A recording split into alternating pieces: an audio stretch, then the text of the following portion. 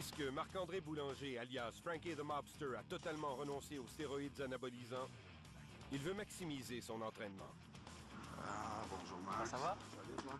Maxime Saint-Onge, docteur en sciences de l'activité physique, l'invite donc à passer des tests. Comme ta journée? Oui. As-tu stock à faire? Oui. Il est tôt, mais je vais être en mesure de m'adapter. Excellent. Le médecin, il est là, Juste ici, ouais. J'attends mon bureau qui est juste là-bas. Good. Son ego était hypertrophié, son physique était hypertrophié. Sa confiance en lui était hypertrophiée. Ça devenait Frankie the Monster dans la vie de tous les jours.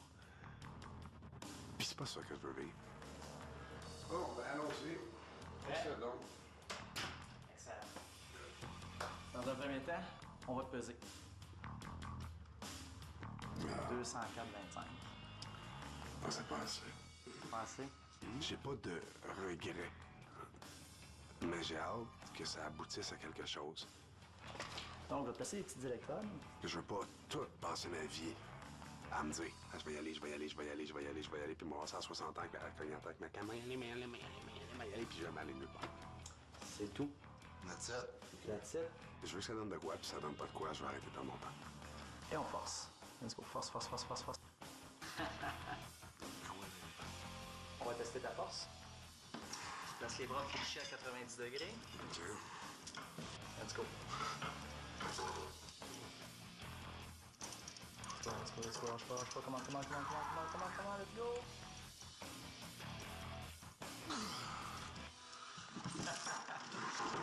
Aïe, aïe, c'était quoi ça? C'est une autre plateforme. Qu'est-ce que tu... Attends, ça va-tu ou... Oh, j'ai une grosse baisse de pression, ça fait pas long. C'est ça, les gars? Ouais, ça va aller. Comment ça, tu joues OK? Non, pas du tout. Pas du tout. Forcé trop longtemps? Ouais. Bon, voici tes résultats. Nous, ce qui va nous intéresser, ça va être les valeurs ici de masse grasse. Ça, c'est la quantité de gras que tu as. La masse maigre, ça, c'est ta quantité totale de muscles, d'organes et de squelettes. OK. Ben, ça fait 22 de pourcentage de gras, je trouve ça aberrant. J'ai été à 6-7 C'est sûr que c'est difficile un peu à accepter le fait que là, tu consommes plus d'anabolisants, tu as des valeurs qui, pour toi, sont moins intéressantes. Mais j'ai une bonne nouvelle pour toi, parce qu'au niveau de la force, tu viens de réussir à battre le plus haut score que j'avais auparavant. Quand on compare ça avec la quantité de muscles que tu as, c'est quand même un excellent résultat. Ça veut dire que tu te sers très bien de tes muscles. Et ça jette les bases pour vraiment bien organiser ton entraînement, puis améliorer ta composition corporelle. Bon, excellent, ça. Physiquement, je vois pas vraiment de blessures anormales ou qui seraient directement issues des anabolisants. Je pense que la principale crainte que j'aurais à ce niveau-là, c'est au niveau psychologique. C'est-à-dire que l'usage des anabolisants, ça a été associé avec un idéal. Et moi, j'ai peur que ça soit une béquille facile, que ce soit un retour aux anabolisants dès qu'il y a une source de stress ou qu'il y a un gros contrat en vue ou qu'il y a un gala ou peu importe. Donc, c'est plus ça, moi, qui m'inquiète. Donc, comment ça a affecté son estime de lui et sa perception de lui.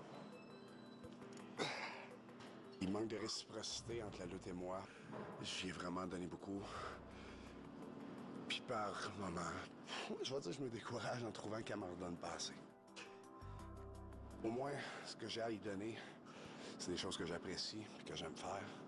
J'aimerais juste arriver à un consensus, cette chère maîtresse de lutte, qu'elle trouve des éléments qu'elle aime me remettre aussi. La passion pour la lutte fait parfois perdre contact avec la réalité. Beaucoup de lutteurs poussent leur corps bien au-delà des limites acceptables.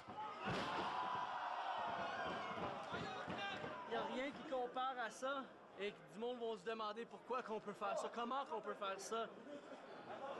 La passion, l'amour pour le sport, l'amour pour la foule, l'amour pour ce qu'on fait. Pour un spectacle comme ça, c'est sûr que j'invite pas ma mère. Ma mère était pas ici ce soir. Elle était vraiment loin. Loin d'ici. Mais quand les blessures s'additionnent, il faut inévitablement prendre une décision. Le prix à payer est-il trop élevé? J'ai un poignet cassé, 2 côtes fracturées, la cheville fracturée. Les commotions Plusieurs, je pourrais même pas te dire combien. Des doigts qui virent à l'envers, une cheville foulée. Au moins 4 reprises, est-ce que je me suis blessé à cette épaule-là? J'ai le ligament croisé antérieur complètement détruit dans le genou droit, les 2 ménisques. J'ai pété 2 dents, Des coupures, des points de suture.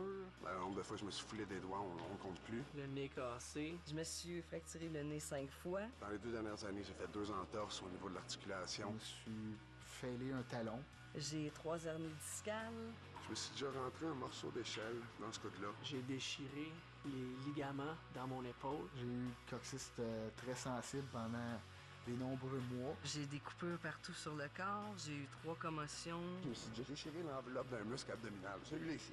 J'avais l'impression là, que Alien était pour me sortir de l'estomac. Des nerfs coincés un peu partout. Dans un match, j'en ai eu 19 points de suture. Mordu la langue plusieurs fois, les lèvres fendues, plusieurs ecchymoses.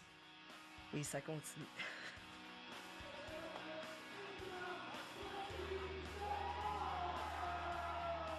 Une fois que tu es dans ce milieu-là, peu importe ce que ça coûte, peu importe ce que ça a pris pour t'amener là, une fois que tu es ancré dedans, puis que tu gagnes ta vie avec ça, ce que j'espère faire un jour, c'est impensable, inimaginable et infaisable de décrocher. Non, je suis certain.